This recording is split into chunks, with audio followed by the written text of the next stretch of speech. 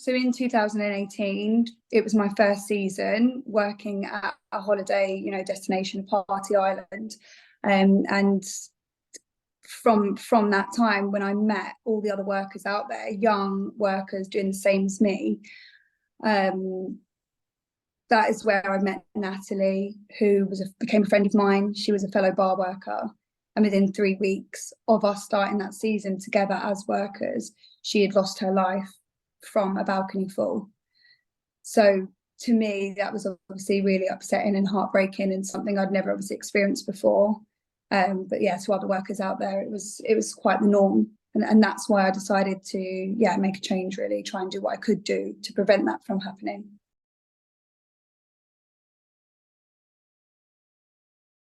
I can see how holidaymakers and people would think those rules are really, maybe strict or unnecessary or harsh, but I think they haven't seen how it can be. And I think from what I saw in just the 2 summers I was there, with a lot of young deaths, a lot of preventable deaths, that, the council and the government in Spain, they've probably seen so much where they've gotten to a point where they think this is necessary, and they feel like they need to do this to change the way things are out there. So, they'll have their reasons, and I understand it. And, if it does help, save lives, how, you want your family and your friends and your people out there to come back in one piece. And if there are some laws in place that is going to help that, then yeah, I can totally understand why they put these measures in place, definitely. And especially with the drink one, because that is just a huge factor to a lot of it, is the cheap alcohol and the, limitless amount of drinks that you can have in your hotel and then on the strip and everything. So yeah, I can understand why they've brought these into place. Yeah.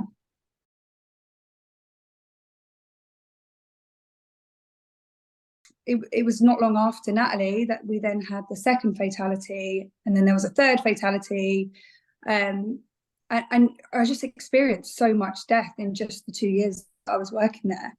But I think after the second fall that I started, really to try and make a difference or get something, out there to holidaymakers, to see if there was anything that could be done to change their mindsets and when they're on their holidays and stuff. So yeah, that's how it all kind of came about, is just experiencing so much of it in such a short amount of time. So how it started, so I thought, right, there needs to be awareness posters in nightclub toilets, hotel lobbies, accommodations, all of this stuff, kind of like a hard-hitting poster where people will see it and they'll be like, oh god, yeah, look at that kind of thing. So I sketched one up, I drew one, and I had some contacts in graphic design and things like that, and I put it out on my LinkedIn, oh, I need some help, someone that can help me produce a poster. So I got some help from that. I created a logo. So I called it "Don't Leave a Friend Behind," because it had 2 meanings to it. Of don't leave a friend behind on a night out, and don't leave a friend behind as in you're traveling back home at the end of your holiday and your friend is not with you because they've lost their life. So I got the name, I got the poster drafted, I got it created, and then I got it printed, laminated. So I did that all myself out of my own pocket. And then what I did is I went to all the nightclubs, the bars, the restaurants, and I said, can we get these posters up? And 90% of them were like, yeah, sure, we'll put them up. And they did. And I had it on Facebook as well, so it was going viral on Facebook. And then I would get landlords contact me, oh, I want some in our apartment blocks. Hotels would have them in their lobbies. So it just kind of blew up a lot. And then the Calvia Council heard about it, so then they contacted me. And yeah, it just went viral, and the posters were up everywhere. And I know holidaymakers would see them as they were queuing for the toilets and be like, oh god, look at that, because it was a really hard hitting poster. It was a group of friends on a plane traveling home with an empty seat in the middle, because their friend's not with them anymore. So that's how it all started with what I did. And then from then I started working with the British Embassy, Calvia Council, the mayor. So I did a lot with them on their campaigns as well.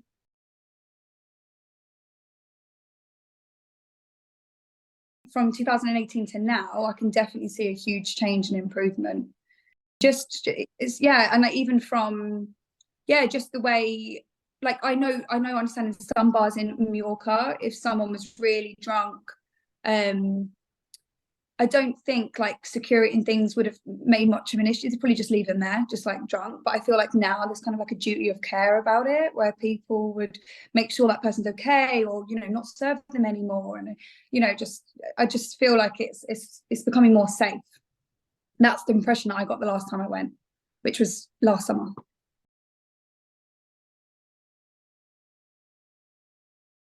I can't stress enough how important it is for them all to stay together, because all of the fatalities that I've like researched about, I don't know the exact percentage, but it's a very large percentage, is the people they're on their own. So it would definitely be to stay together. Make sure, like, just simple things like make sure your phones are charged, because as soon as they separate and they can't get in touch with each other, or some have gone back to the hotel and some haven't and they don't have their key card, that's when you get people trying to climb up the balconies or trying to get back into their room. So it's the whole point of staying together, keeping your phones charged, just having just more of awareness, your wits about you, know your surroundings. And I mean, I would never say, I was a shot girl, I would never say like, oh, watch how much you drink, because I used to sell shots, I was a part of it. It's part of holiday, you do drink a lot, like I understand that. But I think if you're all together, so say if you are drinking loads but you're all together in a group, there's a lot less chance of anything going wrong, because you have awareness about you've got each other with you. So my main message is really staying together is the main thing. It's not separating, because that's when things go wrong, because you're vulnerable, you're on your own, you don't know your surroundings, you're intoxicated, and it's just like a recipe for a disaster. So it'd definitely be just remain as a group, 100%.